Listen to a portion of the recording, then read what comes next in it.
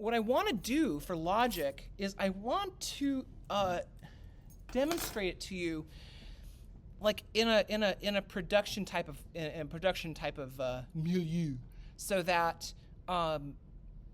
we will encounter problems as we encounter them.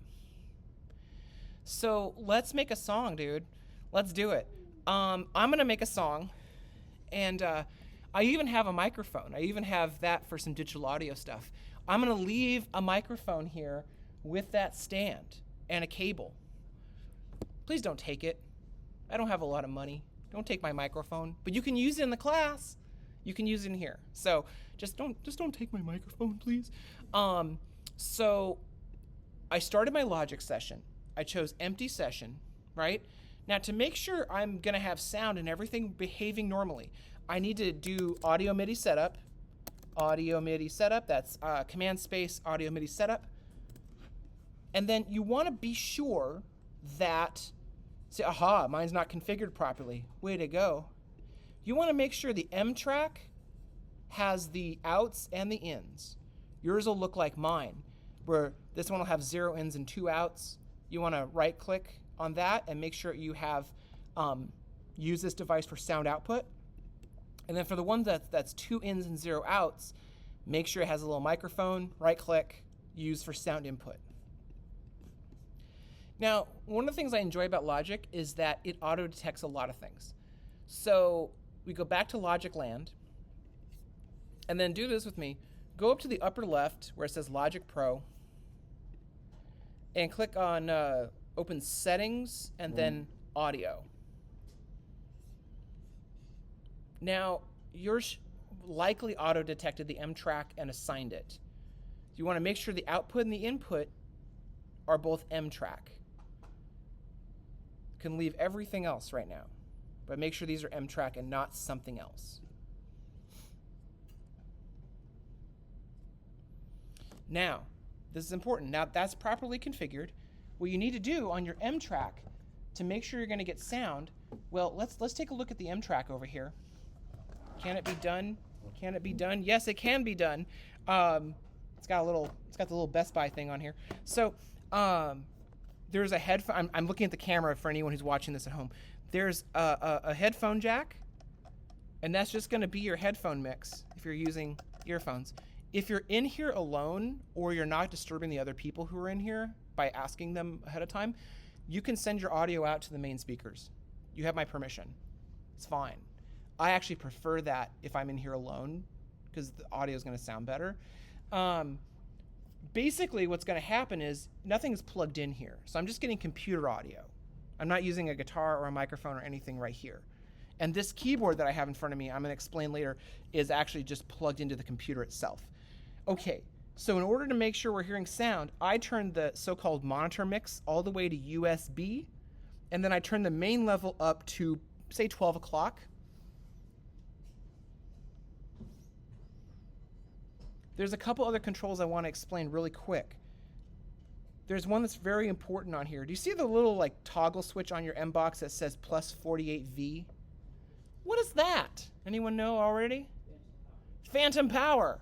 Yes. What is phantom power? Yeah. Some microphones, condenser microphones, need phantom power. They need it. It's actually sending current through the XLR cable just to give it a little boost. Dynamic microphones, which we'll talk about more later, do not need phantom power. Some microphones, if you run phantom power through them, it can break them. So if you're unsure about the microphone you have, I would recommend looking it up, being sure. But if it's a condenser, I'm going to demonstrate both today because I think I have my dynamic with me. Yeah, the condenser is not going to really work without the power. But more on that later, because we're talking about things we haven't really gotten to yet. There is a very helpful little toggle switch over here too. Hello. There's a very helpful toggle switch here that goes between mic line and guitar. And if you're plugging in a guitar, I recommend using the guitar. It's going to give it a little more preamp. And if you're plugging in a mic to the XLR, well, we'll go through that later.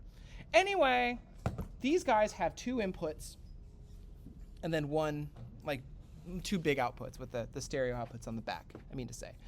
Okay, so if this is working, should be properly configured. Now, I bet you're going to want to use a keyboard. Well, guess what? We have keyboards. Okay.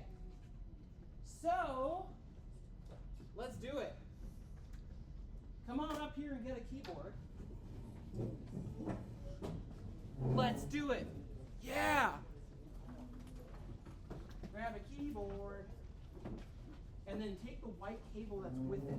Because that's our USB 2.0 that's going to power it and be the input.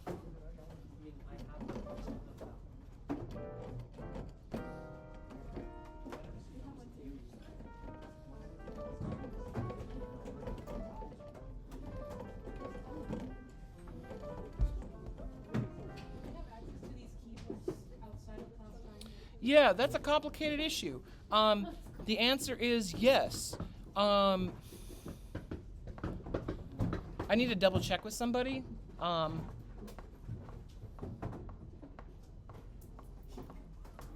Metronome is on. All right. Now, if we're short one, you're going to have to hang out with somebody. Now, I recommend each one of these desks has a little keyboard, like a computer keyboard slide out. It's not designed for these, but it works. So you can put it on that little slide out underneath.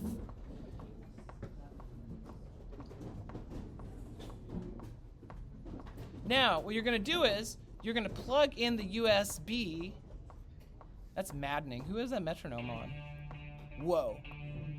Whoa. Okay. If we've run out for right now, then hop on with somebody else temporarily. Whose metronome is that? Anyway, it's a reminder for me to keep time. Okay. 1 E and a 2. Oh, whoa. Anyway, huh? So, you're going to plug in that white cable. Now, if you're out of USB ports, these monitors have auxiliary USB inputs on the back, but you have to kind of get behind it and then maybe shine a flashlight. We're using a software instrument, which is a lot like our instruments that we used in Max, in that we are sending MIDI data through our keyboard, and this channel is interpreting that MIDI data and then sending audio out. There's a whole bunch of presets that are mostly pretty fantastic, actually, in Logic. And if you don't see them on the side here, you can go to View and hit Show Library. Mine's already there, so it says Hide, but you can show the library. Now, just to be clear, there's a number of different types of tracks in Logic, and this is true about Pro Tools as well. There are so-called instrument channels, which are basically like integrated MIDI channels. There's like straight MIDI stuff, and then there is digital audio. This one is kind of doing double duty because it's taking our MIDI and then displaying it as such, and then when you bounce the audio out and you're done with the session, it'll make it into digital audio. How neat. How cool. We can also bounce it to digital audio at some point in our process, but we're not going to do that just yet. So we should have some sounds. So let's say, and like I said, I'm walking through this as if I'm making a song, and because I want us to encounter problems as we go. By the way, remember, if you use like an audio track, here, let me demonstrate. You don't have to do this. I'm doing this by myself. If I go new track and then I hit mic or line, that itself is not gonna interpret this keyboard. Just to be clear, that software instrument thing is that intersection of MIDI translating to digital audio. Okay, so just to be clear, I'm gonna delete this. Goodbye. Let's say I want to start a song. I'm gonna choose a BPM up here. Notice at the very top in the transport. I'm gonna choose a BPM. I'm gonna make it easy on myself this morning. It's still a musician's morning. Let me turn the lights off so you can see the screen. I'm sorry. Everything's dark to me. You know. Everything's dark and green, man. Okay. So, okay. Let's say I want to record this track. And I'm at 64 BPM. That's my decision, right? And what am I going to need to record this to make sure I'm in time? A metronome. The metronome controller for Logic is integrated up here. And it has like an old school mechanical metronome symbol. And you enable it, by turning it on like that. If you right click this, you can get to other metronome settings and controls if that matters to you. Keep in mind, it's okay for the metronome to go over the speakers right now because it's not going to be captured by this because this is all MIDI. If you're recording with a microphone, you need to use headphones. Otherwise, you're going to have the click bleed onto the microphone. We'll talk about that as we go. Okay. Anyway, so this is record enabled. I have input monitoring so I can hear it. And it's record enabled. It's blinking. I'm going to make sure I'm at the beginning of my piece. And I have a count off thing right here. That 1, 2, 3, 4 is the pre-count. What I'm going to do is I'm going to use a pre-count, and then I'm also going to wait a measure for reasons we'll talk about in a second. So my pre-count is 1 bar. Okay, here I go. What key should this be in? G. I heard G. I was thinking of doing in G anyway. Great. I'm going to use, let's just go G.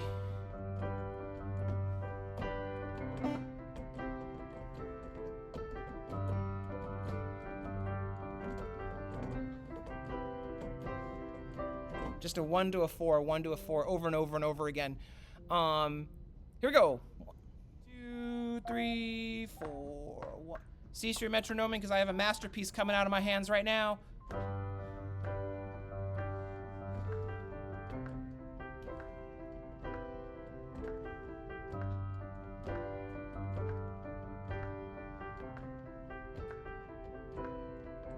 I wanted to go faster. Can you hear it?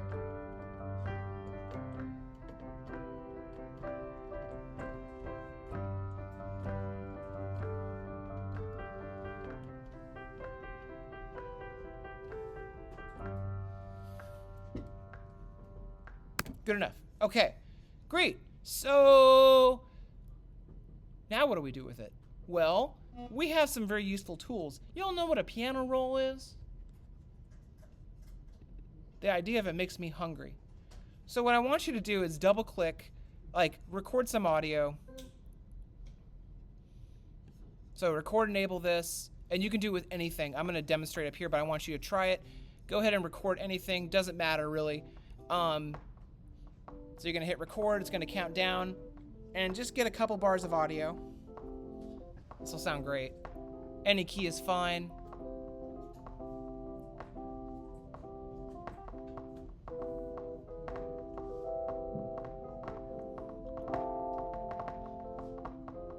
Someone playing Creep? Okay.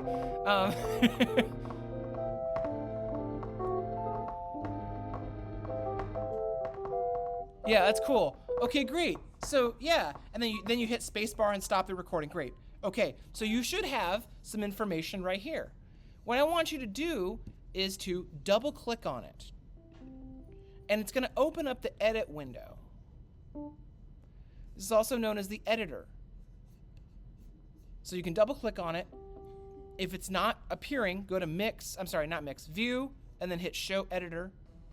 And whatever's selected is going to appear in the editor. This is a big old piano roll. What's a piano roll? Can someone explain? Well, take a look at my screen. I've got the keys here. And every note has a little spot on the grid. Cool. I hit an F natural in there, and I didn't like it. I didn't want that. So where's the F natural grid? It's right along here. Let's see, can we find that F natural? There it is.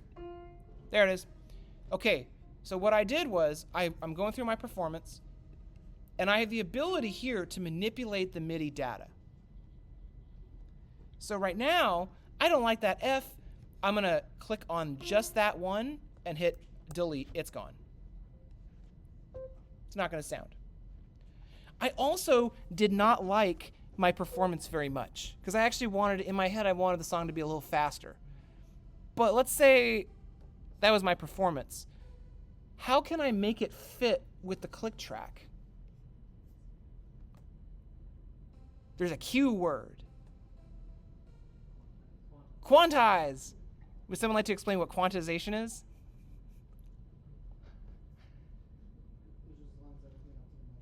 It lines everything up to the metronome. Yeah. And this is like specifically a MIDI thing. Can you line up digital audio? Well, yeah, it gets a little hairy. It gets a little weird. This is really easy with MIDI. So to do that, what I need to do is I need to select everything that's in here because let's say I want to quantize everything in that track. I'm gonna go Command A. Command A is the universal Macintosh select all. It seems like I've never encountered a situation where that did not select all. Command A, they're all selected. Notice how on your screen they're gonna light up a little bit.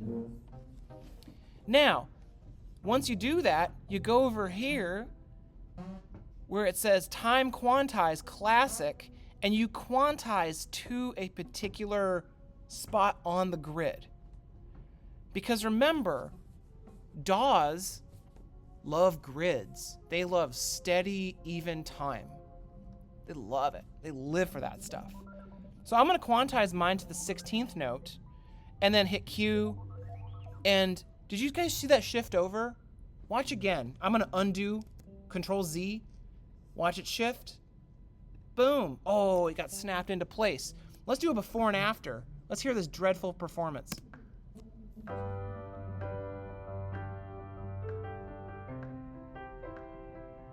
See, I wanted it to be a little different than I played it.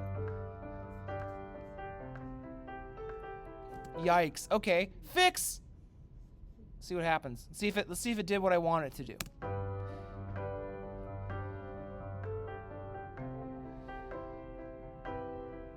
Oh, it's magic. Studio magic. Oh, it sounds so nice. Okay, so it completely evened out my performance. Now, do you have to use quantization? No. No, if you want a very human thing, it sounds a little funny, I encourage you to like not use it or use it in different ways. But it's a way that you can quickly edit something. Like let's say you're doing drums on the keyboard and that kick drum is a little off. You can fix it by quantizing it. Now, I have another question. Why are these different colors?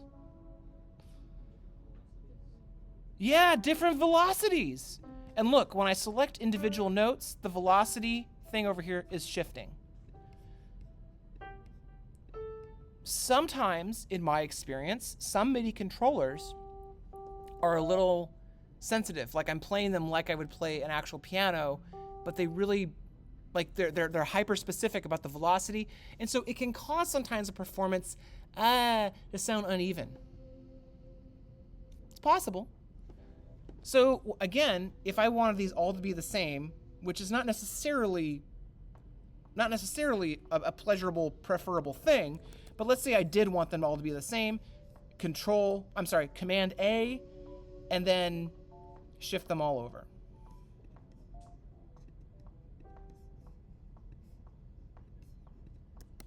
Do as I say. It's gonna shift them. I'm sorry, it's gonna shift them according to, it's gonna shift them relatively. Okay, fine. So I select these. Yep, that's a pain. I'm gonna go through here and do it like that. Yep. So when I did the velocity for all of them selected, it was moving them relatively. It's not gonna snap them all automatically to a number.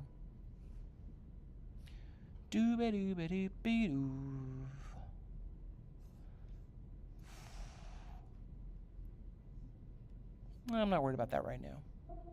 Nope, not worried about that right now. Any questions about that?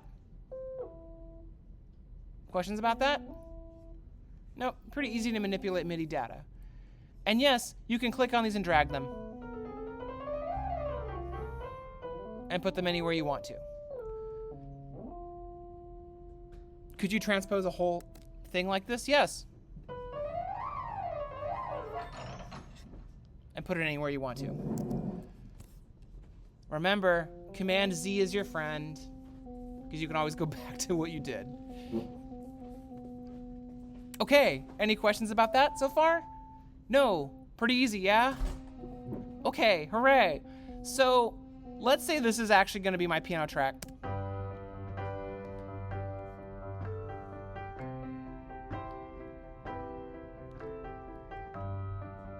Great, it's perfect, it's amazing, it's just stellar. Okay, so, let's say I want some drums. Now, you have some options here. One option, if your Logic is up to date, you can make a session player. Yours might say drummer if yours is still 10.79 or some such. But you can make, just go to new track, check it out. Go to new track, and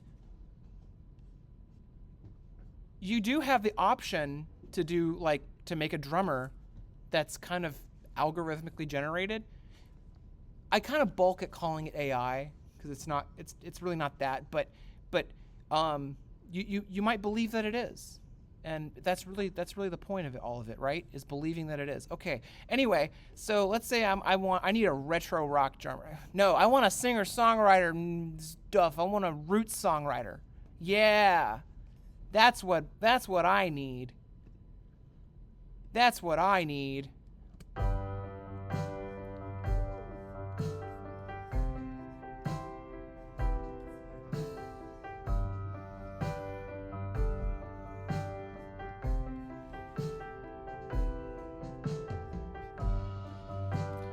More fills, more complexity.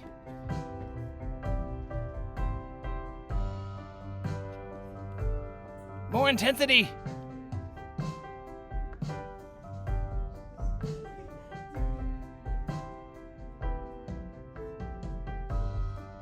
Yeah, right on. So you can play with this for hours.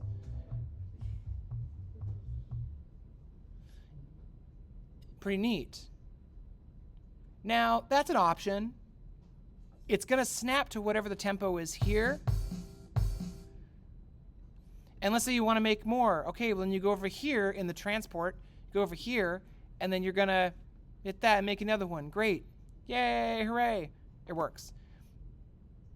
Here's something that's important for this part of our thinking about songwriting right now, is I'm going to use this up here to make a loop.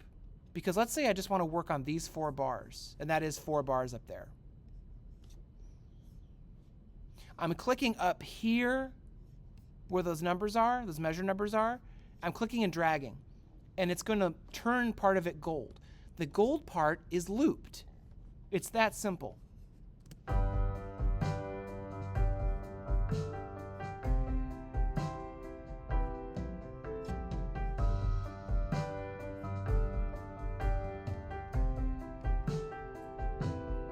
And it's going to go back. Now, I like that because I can keep tweaking things and working stuff out. I don't have to keep going back every time and clicking and stopping. I can just have it loop forever. And maybe you like to do that to keep working out other parts, to improvise on top of it. Maybe you're tweaking the mix. Maybe you're changing the drum pattern. That's an option. Now, the drummer that's built into Logic is a very specifically Logic thing. There are other options. You don't have to trust this thing. You can do it yourself. I'm going to mute this track by hitting M. And then I'm going to go make another track. And I'm going to make, yours might look a little different. I'm going to make a software instrument that's a pattern. And I'm going to use, yeah,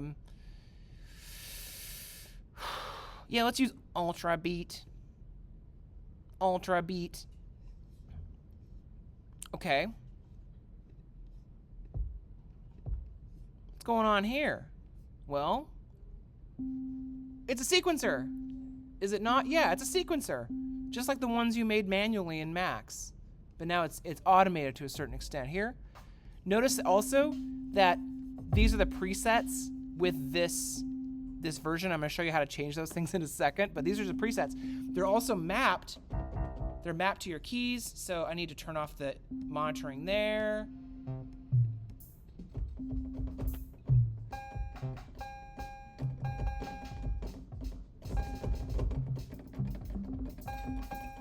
There's a whole bunch of sounds. Can you sit here and like record yourself playing? Yes, you can. Or you can draw it in like this.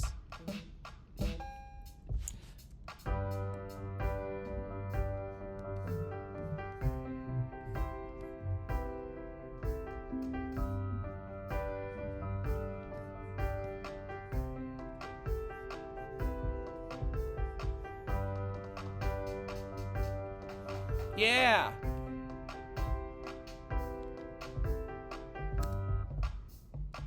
I never promised it would be good, but it works. And that's a way that you can write in the beats you want. Now notice, this is important. If you're using, and yes, I am blowing through a lot of information, so if you need to review this video, that's perfectly fine. Notice that when I'm using the step sequencer, which, how did I get to the step sequencer? If you lose the step sequencer, let's say it disappears. Let's say it disappears, and you're like, no, where did it go? All you gotta do is double click on this, it will reappear. It's also known as the editor in View, and you can get it back. This is important, check this out. You might say, well, Dr. Welty, I want a longer sequence than just this. And I would say, I got you, fam, because over here, we have the number of steps. Remember when you made your sequencers in Max? Some of them you made with 8 steps, some you made with 16 steps, maybe you made an odd number of steps. Well, these are largely going to fit into even numbers, but it allows us to see a longer loop.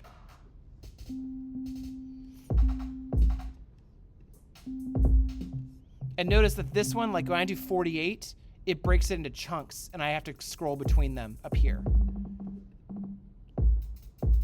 Okay, does that make sense? There's a lot in here, and I encourage you to play around with it. Literally, like just jam with it and see what comes up. Okay, so these are 2 approaches to having drums. Can you change the sounds in Ultrabeat? Yeah, so let's talk about this thing over here. Goodness gracious. This one doesn't have a lot of presets for us. Let me find another example. Give me a second, y'all.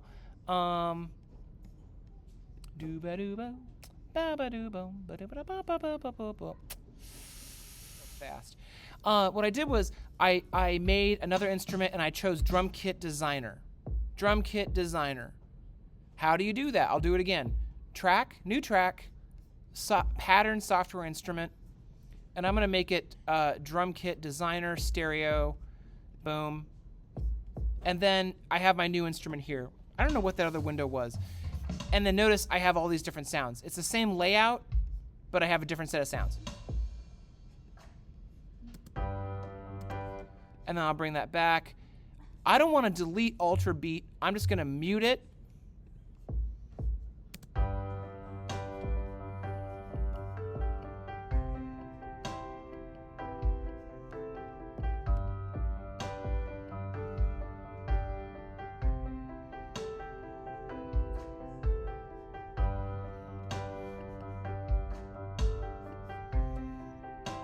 Whatever.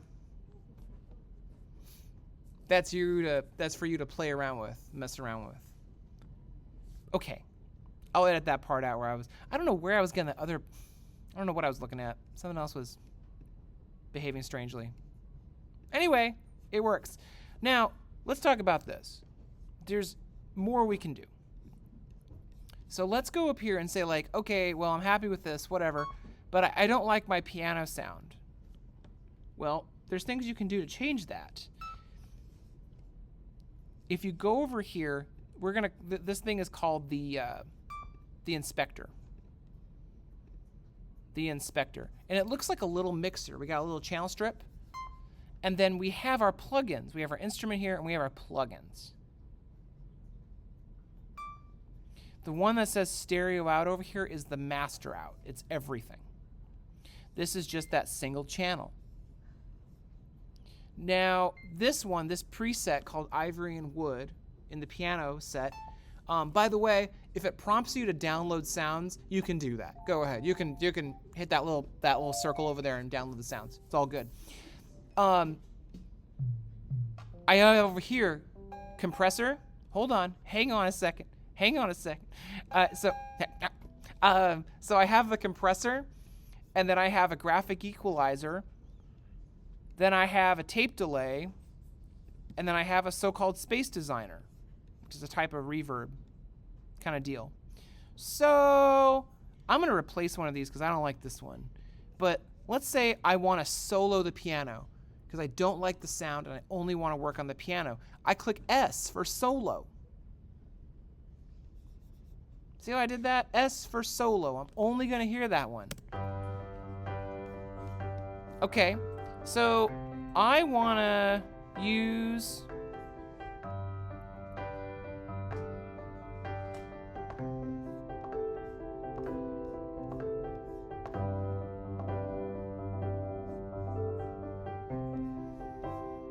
So I'm using a plugin called Graphic EQ,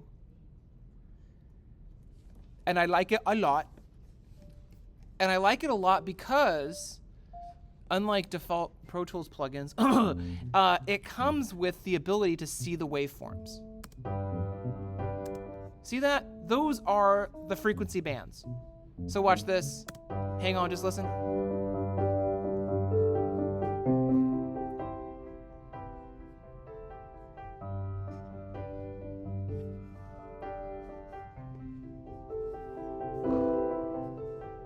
So I can literally click and drag these areas and show how it's going to affect the waveforms. I can hear it and I can see it. Let's say this is a little muddy.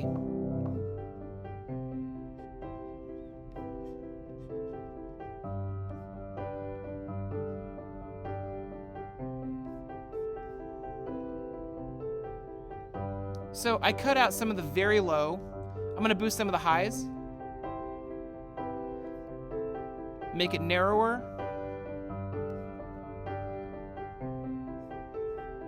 Okay, that's cute. That's cute.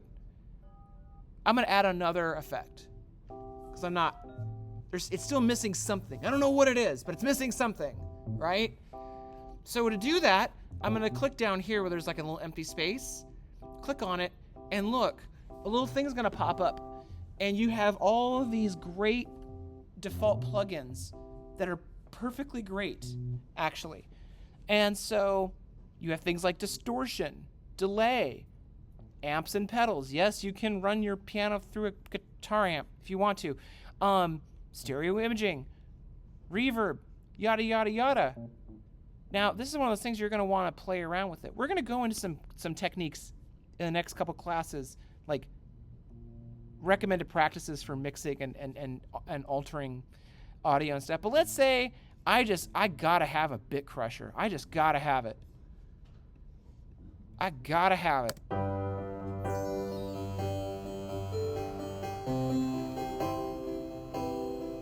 That's beautiful. That's a silly example. That's a little bit of a silly example. No, let's use a more realistic example. Be serious, Dr. Welty, for a second. Please be serious. Okay, I'm gonna be serious. I'm gonna get serious. We already have a tape delay, don't we? So I'm gonna turn the bit crusher off. See how I did that? I scroll over it. It has a little on or off button. I just turned it off. I just took it right out. I'm gonna go to the tape delay and be like, I need more from you.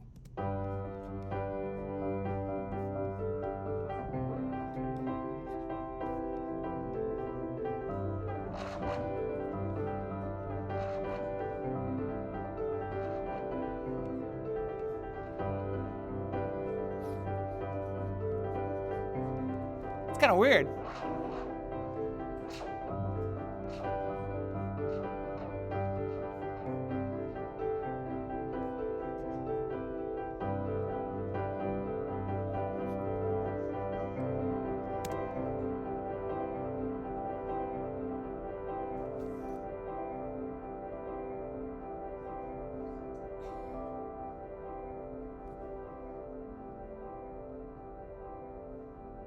It's just gonna keep on going forever. Yep. I encourage you to be creative with these things and mess around with them and see what kind of sounds you get.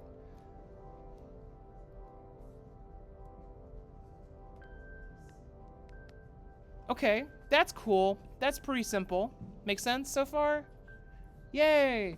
But wait, there's more. There's always more. So what if we want to record like vocals onto this? I might run and grab my electric bass out of the guitar closet. Do it. I heard someone was like, do it. I'm gonna do it. I'll be right back. Okay. So let's say that you have a guitar or a microphone, or you're borrowing a microphone. I'm gonna talk about plugging a bass in here real fast. This is my very special bass guitar. It's been with me through everything. Everything? Yes. So I'm taking an instrument, and I have a cable. I'm going to leave one of these cables in here for any guitar players or anything you have a cable or plug on. And I'm going to plug it in to the M box. Whew. Going fast. We'll do it live. Okay, so I'm plugging into the M box where it says guitar. I switch it to guitar mode. Now I need a channel for the bass to live on. So, doo-ba-doo-boo. I'm gonna use the Roots.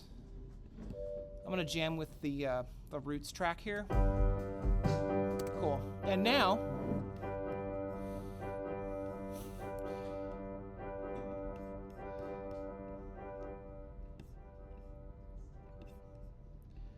okay, I'm gonna take away the loop. I'm gonna add a track, new track, and because I'm playing a guitar or a bass, it's both really, I'm gonna select, yours might look a little different depending on what version of Logic is on there, but I'm gonna hit guitar, bass, boom, create. Now what this is gonna do is it's gonna make a little bit of a preset channel. If you're in the Guitar Studio, you're used to doing this process now. But I don't like that sound. I'm gonna use a bass patch. So now I have my channel, and I go make sure the library is open. If it's not open, I go show library, and I'm gonna go electric guitar and bass presets, and then I'm gonna hit clean bass. And I like this one. Sounds okay. And I'm just running a passive bass into this.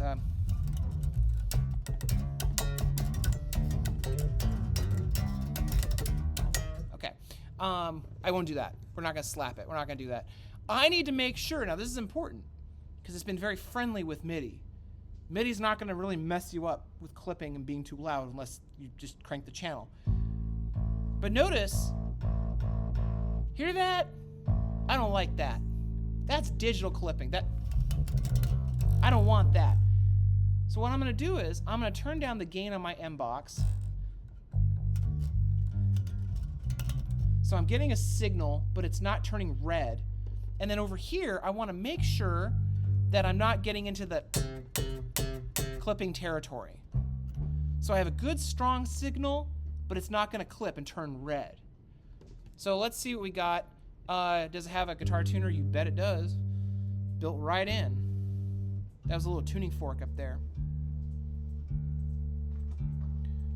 And I'm not demonstrating this so much as to be like, oh yeah, play the bass guitar, but as like, this is how you plug an instrument in and then handle its audio.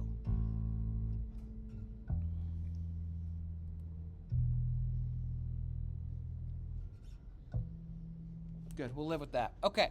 Here we go. And we go. And then blah, blah, blah. Yep. I gave it 1 bar for nothing.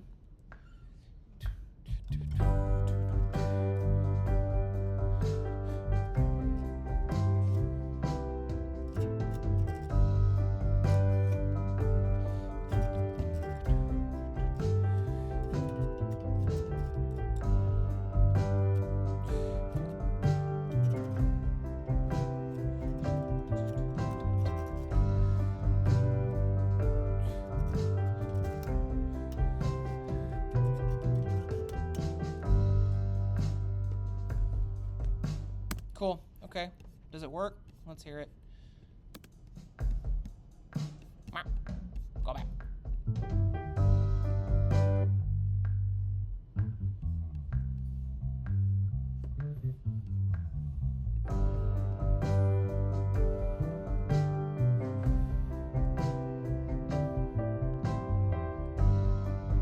Great. Okay, let's make another one. Don't worry, I'll put a track on there. I'll make another one just to demonstrate.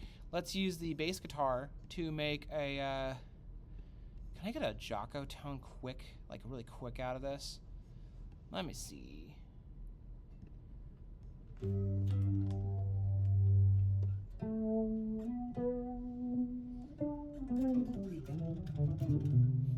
gonna put a little melody on top with the bass guitar because that's weird. And feeling a little bit weird today. Let's do it. No record. No, I do not record.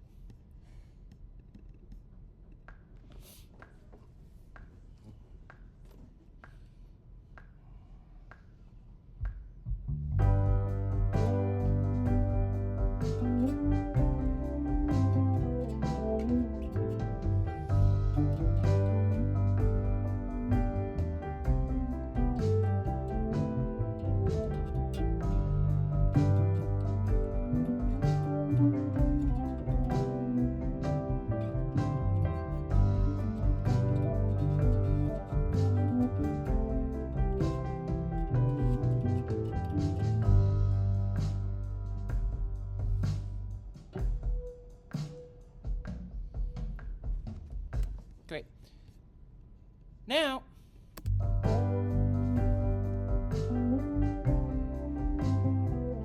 it's warning me that I got a little bit. It's a little hot right here.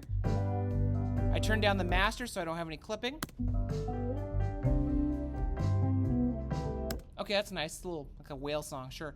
Now, what's panning?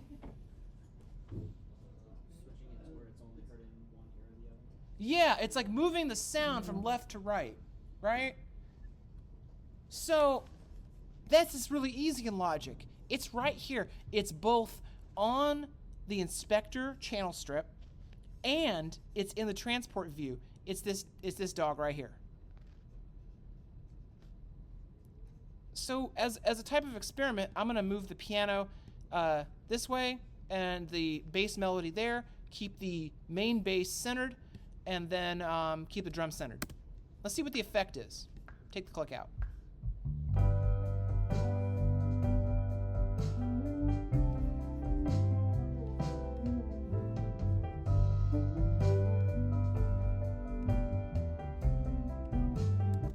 Yeah,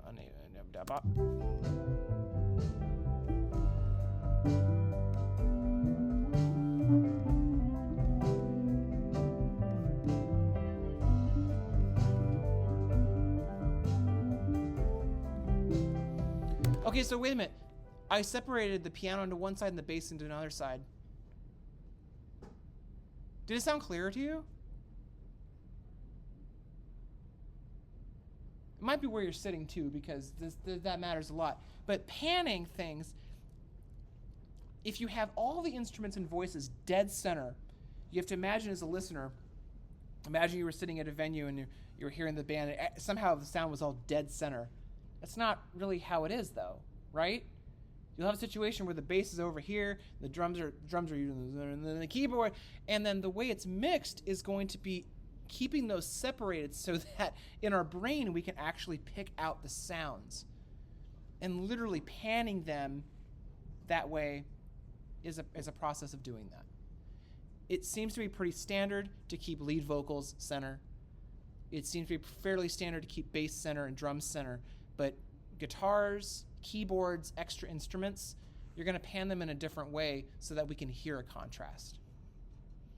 It doesn't have to be hard left and hard right. It can be somewhere in between.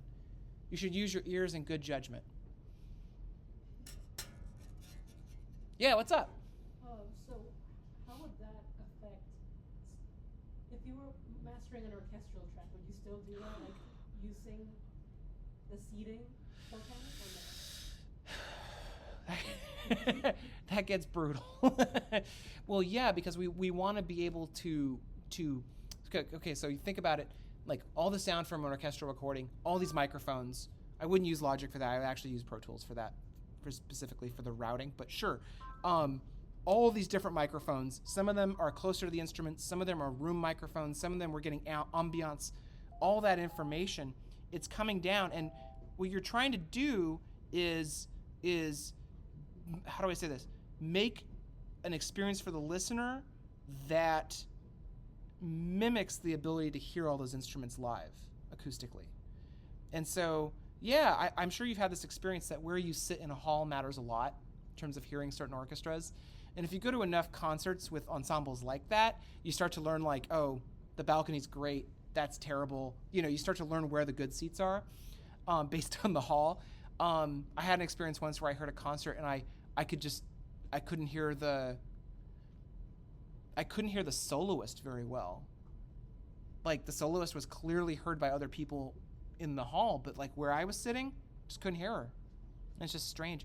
Anyway, I'm digressing, but in terms of a recording, yeah, you want to spread things out so the experience is like, oh, the celli are over there, right? And the basses are over there and things like that. That'd be like a very traditional recording. And you have to consider, are you going to imitate the layout? Because like you might be using a different seating position for the strings, right? So there's ones where the cellos are facing the violins. There's other ones where they're just in an array, so the cellos are somewhere else and the basses are kind of an extension of them. You know what I'm saying? So there's different ways to treat that.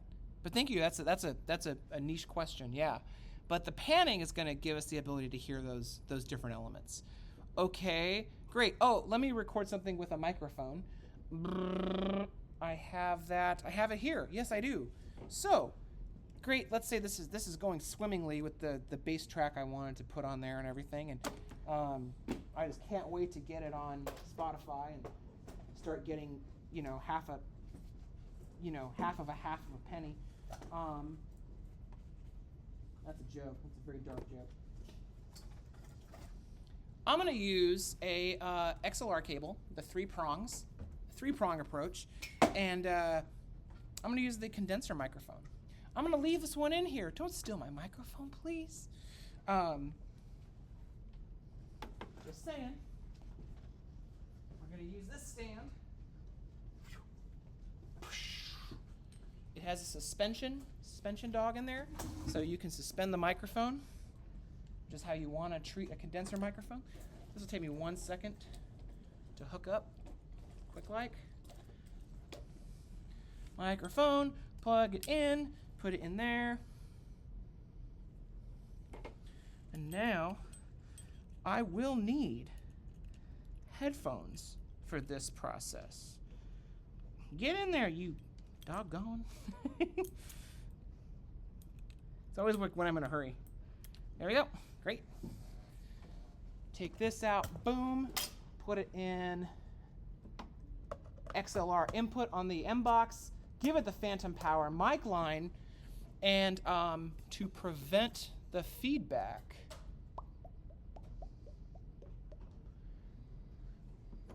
headphones. I've got them right here. Watch this. Doing it fast, doing it live. Now this is important. You want to make sure that you're not, if you're using this microphone, you want to make sure that you're not sending the audio out to the speakers because it's going to feed back. And we don't want that. So let me make a new track. This is a mic or a line track. Yep. And we are safe. Okay. I'm going to label this one Awesome Vox 1. Now, what I need to do is I need to make sure I'm getting signal. So you're not hearing me over the speakers at all. Great, perfect. But I can hear myself in my headphones. Doobie-doo-wah. Yep, and see on the board how we have signal? I'm going to turn the gain down. Gain's down all the way, very little, almost nothing. Turn the gain up, maybe like 12 o'clock-ish. Test, 1, 2. I don't have a pop filter on here, so we're going to hear all the plosives. And we're just going to have to live with that for right now. So this is going to be a little weird because I can hear the music, but you can't. Let me figure out what I'm going to sing about. What am I going to sing about? Oh, yeah. What am I going to sing about? Someone give me a topic, please. Huh? A goldfish? Okay. Hank. Whoa, whoa, Hank the goldfish. Hank, you were my goldfish. Okay, great. That's a good take. Here we go. Let's go. Let's do it for real.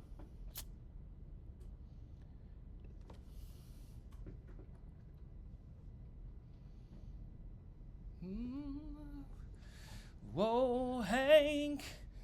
Oh, Hank, you were my goldfish. Yes, you were. I love the way you swim in your bowl. Oh, Hank. Oh, Hank, the goldfish. I love the way you swim in your bowl. Why are you floating upside down? Okay, so okay, so let's review. Let's see what's going on here. I'm turning off recording enabling, so it's gonna play over the speakers, but we're not gonna get feedback in the microphone. That's important. Oh, hey, you were my goldfish. Yes, you were. I love the way you swim in your bowl. Oh, Hank. Clipping. Oh, Hank, the goldfish. Love the way you swim in your bowl. Why are you floating upside down? Okay. Boy, that's like Death Cab for Cutie. So one of the things I like a lot about Logic is if you're unhappy with something in the vocal take, well, let me see here. Boom, bow, bow, bow. Where is it? Give me a second, y'all. Not there. Give me 1 second.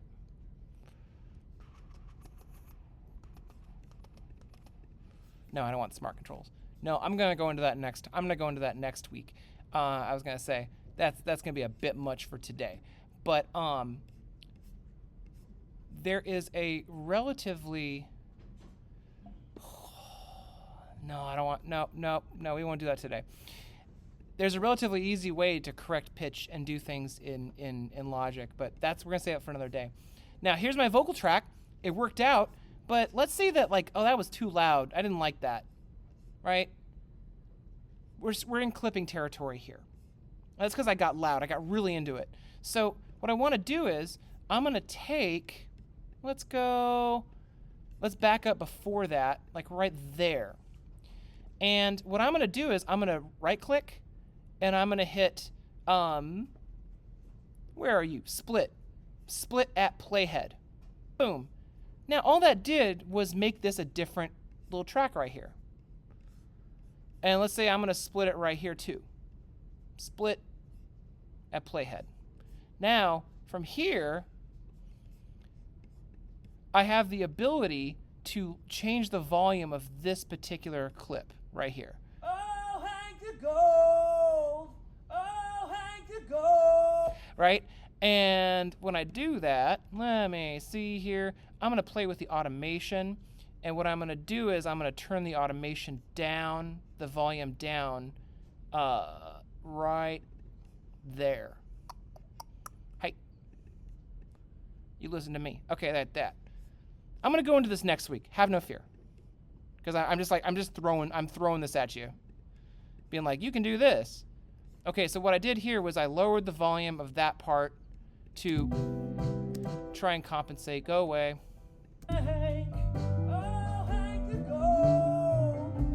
You see the slider move right here? Watch carefully again. That's the automation. So we're going to go into that more next week.